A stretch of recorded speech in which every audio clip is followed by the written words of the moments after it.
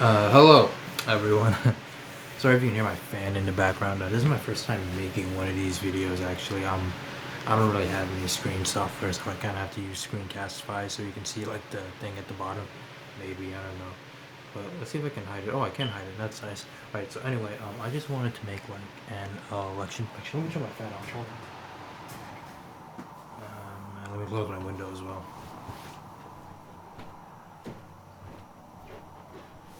Okay. So now you should really just be able to hear my voice and getting notifications. Sorry. Alright, so I just want to make an election prediction. Oh my god. Alright. So I'm just first I'm gonna categorize it. So there's safe states, likely states, lean states, and like tilt states. So for me, safe states is everything above 10%. Lean states is everything from between 5% to 10%. Talk about the margins, by the way. I'm sorry. Safe states are 10% and over. Likely states are between 5 and 10%. Lean states are between 1 and 5%. And then like tilt states are less than 1%. So we're going to start off by categorizing safe states. So this is just between Kamala Harris and Donald Trump as of today, August 1st, 2024. Although this will probably be uploaded on August 2nd. Alright, so Indiana, most likely going to vote Republican. Kentucky, Tennessee, Alabama, Mississippi, Louisiana, Arkansas, Missouri, West Virginia, South Carolina, North Dakota, South Dakota, pretty much Nebraska. Sorry about that.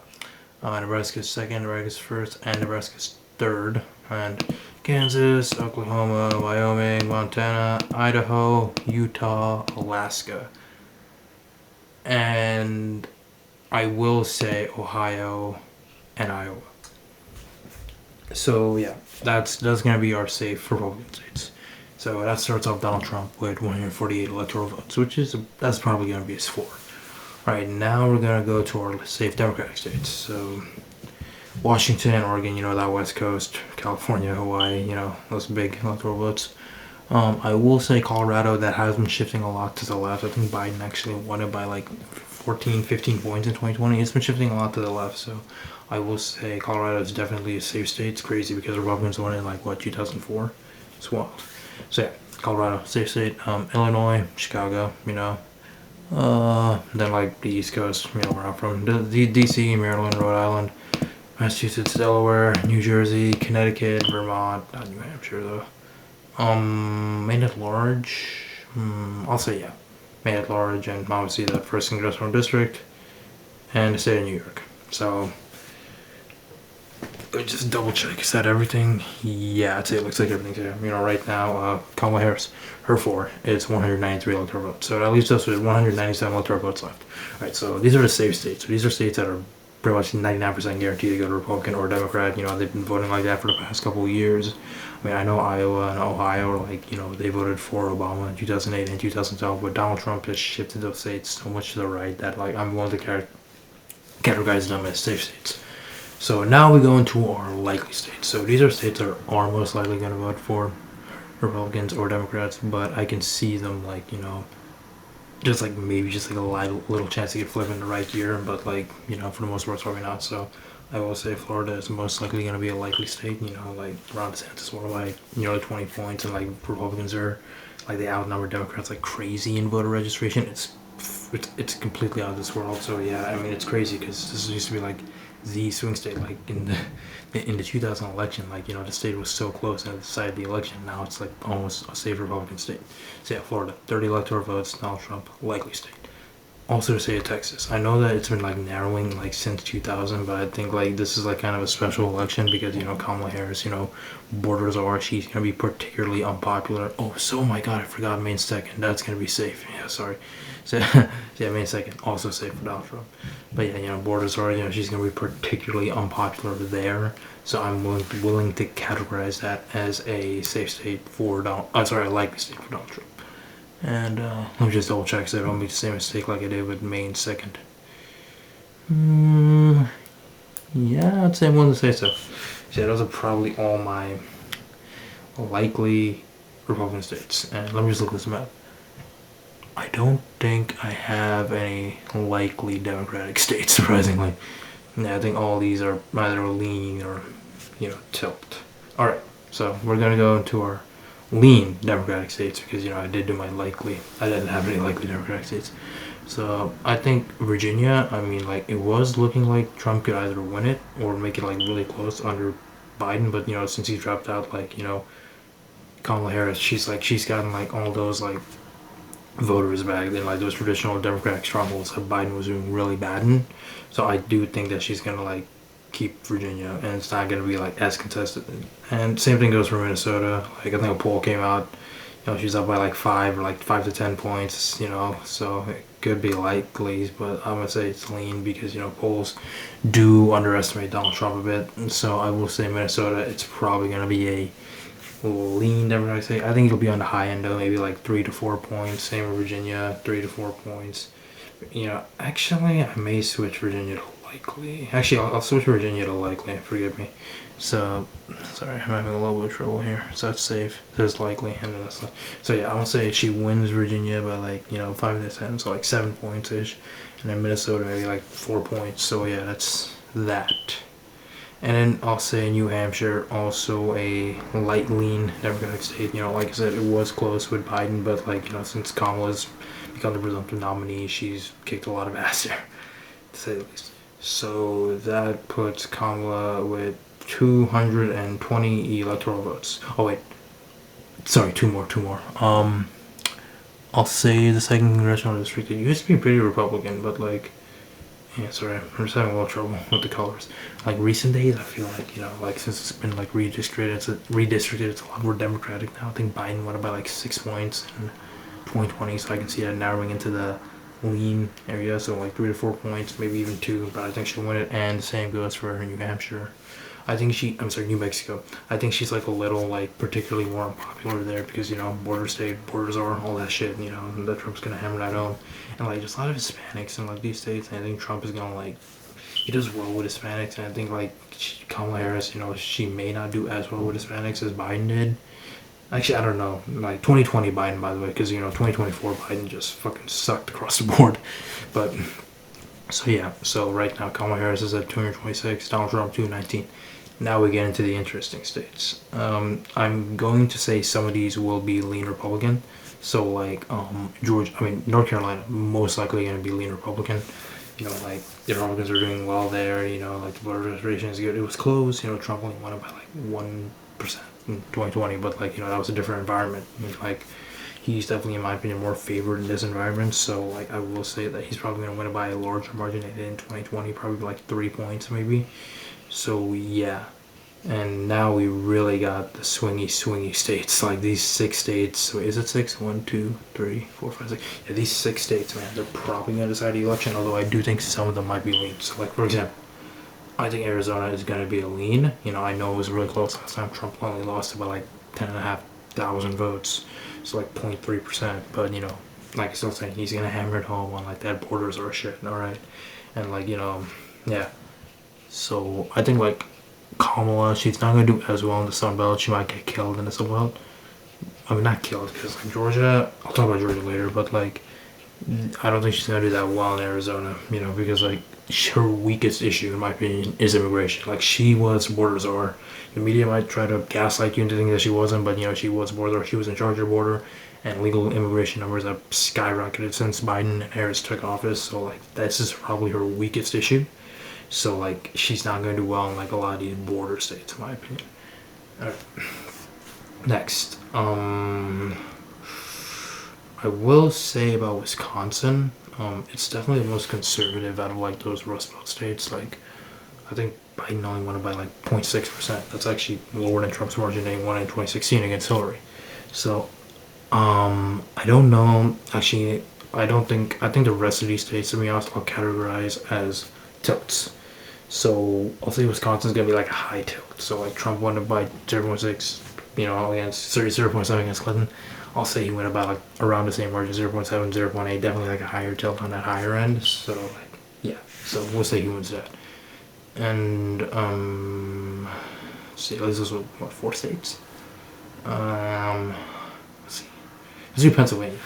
So Pennsylvania, this is probably going to be the state that decides this election. All right, because based on how long it takes, all the poll closings, I think Pennsylvania is going to be a state decided selection. It decided 2020, it decided 2016, and I think Donald Trump is going to win it. Because the thing with these Rust Belt states, I can't talk, is that like they have similar demographics. They're like occupied by those white working class voters, and I think a lot of them they're not. And by the way, Trump's already won the election, 275. But a lot of those voters are not particularly going to be happy with Kamala Harris because they're white working class. First of all, I don't think she appeals to them as well as Biden did. Because he had that whole Scranton Joe bullshit, which is honestly worn off, by the way.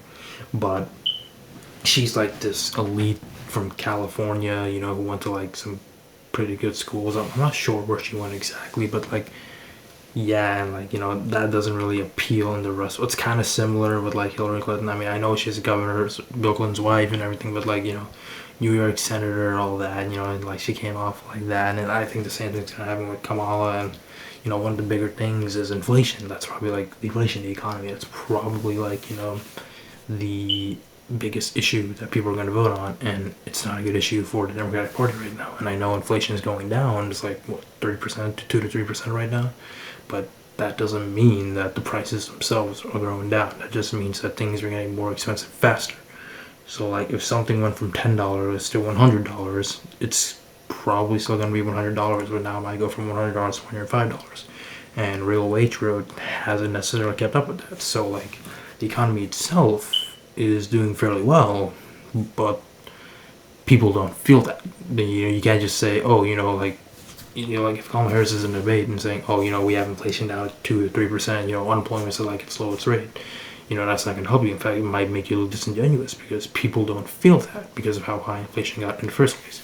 I'm not saying it's their fault. It's how Keynesian economics works, okay? But when people vote, they don't really think that far ahead. And like that's really gonna hurt Kamala Harris, especially in the Rust Belt, these white working class voters, which is why I will also categorize in Michigan as tilt Republican. And this is the most Democratic like state in that Rust Belt. Like Trump barely won in 2016 and he got killed in it in like 2020. Like killed, I mean like he lost about 34 points. It was that he didn't do that well, but like I said, this is a very particular situation. Like it's kind of a replication of like the Hillary campaign, except like Trump's definitely a lot more unpopular now than he was back then. Actually, I don't know. Like, if you look at his realtor, like, if your realtor is on real he's actually like only down by like he only has like a negative 8% net approval. It's actually not that bad. It's surprising, but like it's the same thing. As white working class voters are probably dissatisfied with the way this administration has handled the economy, and I feel like that's gonna hurt. I do think it's gonna be a lot closer. Like maybe like 0.2, 0.3, maybe even 0.1%. But like I think Trump's gonna eke it out.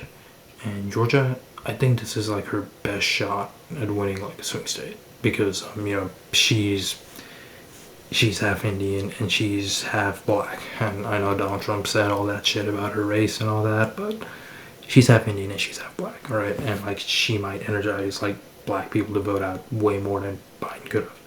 I think it's like 2020 Biden, managed to turn out black voters a lot, and I do think Kamala Harris might replicate that, but I don't think it's going to be enough. Especially because Trump himself actually does pretty well with like black voters. So like I do think that Trump's also going to eke out a victory here in Georgia. He might be on the higher end, 0.6. Like he lost about like 0.2, 0.3% in 2020. He might win it by like 0.6, 0.7. It might even be a lean state, but I don't know yet. I'm just trying to be cautious. And finally, my last one is Nevada. Not like it matters because Trump's already won the election, but Nevada's a tricky one because the last time I voted Republican, I believe it was 2000 or 2004 for George W. Bush. And it's a tricky one because like polls over there usually overestimate Republican support.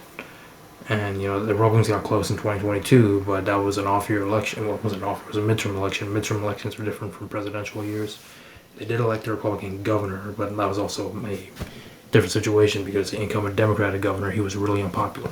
But, it's kind of similar to Arizona. First of all, Kamala Harris is from California. People in Nevada, I guess they don't really like Californians. There's also a high Hispanic population here, and like I said, Trump does do well with Hispanics. And like, I do think that he will be able to narrowly just eke out a victory in Nevada. This is probably going to be like the closest state, maybe this or Michigan. And like, I do think he'll probably eke out a victory in Nevada, but like, it could really go either way. But even then, it doesn't matter because even if she wins, Kamala Harris wins Nevada, she's lost the election. Trump won the election a while ago. So yeah, this is like my prediction, and I know this might seem a little stupid because like if you look at the polls right now, Kamala Harris is surging, so to speak.